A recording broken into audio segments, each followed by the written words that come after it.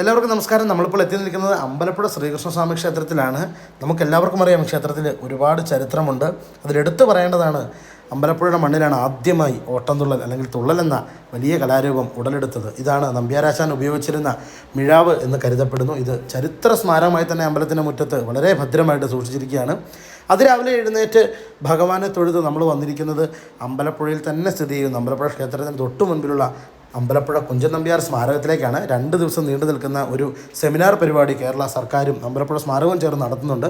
ഈ സെമിനാർ പരിപാടിയിൽ പങ്കെടുക്കാനായിട്ടാണ് നമ്മൾ എത്തിയിരിക്കുന്നത്.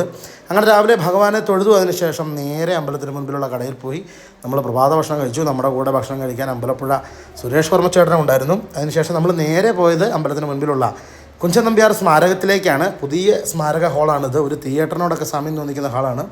ആശാന്മാരും തുള്ളൽ കലാകാരന്മാരായിട്ടുള്ള ഒരുപാട് വ്യക്തികളും കേരള കലാമണ്ഡലത്തിലെ തുള്ളൽ പഠിതാക്കളുമൊക്കെ എത്തിയിട്ടുണ്ടായിരുന്നു. അങ്ങനെ സോപാന സംഗീതത്തോടു കൂടി പരിപാടികൾ ആരംഭം കുറിച്ചു. വിളക്ക് കൊളുത്തി. ഇതിനുശേഷം തുള്ളൽ ആദ്യം ഡിഗിൽ മലയാളപ്പുഴയുടെ തുള്ളലാണ് നടക്കുന്നത്. അപ്പോൾ അതിന് മുമ്പായിട്ട് ഞങ്ങൾ കലാകാരന്മാരെല്ലാവരും അണിയറയിലിരുന്ന് ഒരുപാട് കാര്യങ്ങൾ വിശകലനം ചെയ്തു. അതുപോലെ ഒരുപാട് പരിപാടി വിശേഷങ്ങൾ പങ്കുവെച്ചു. വലിയൊരു സുഹൃത്ത് സംഗമം, കലാകാര സംഗമം തന്നെയാണ് അവിടെ നടന്നത്.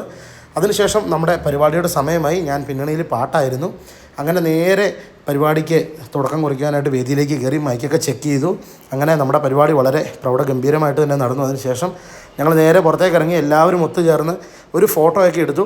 അതിനുശേഷം നേരെ അമ്പലത്തിൽ പോയി ഞങ്ങളൊരു പായസം വാങ്ങിച്ചു. എൻ്റെ സന്തോഷമാണ് വർഷയുടെ മുഖത്തുള്ളത്. ആദ്യമായിട്ടാണ് ഞങ്ങൾ പായസം വാങ്ങിക്കുന്നത്.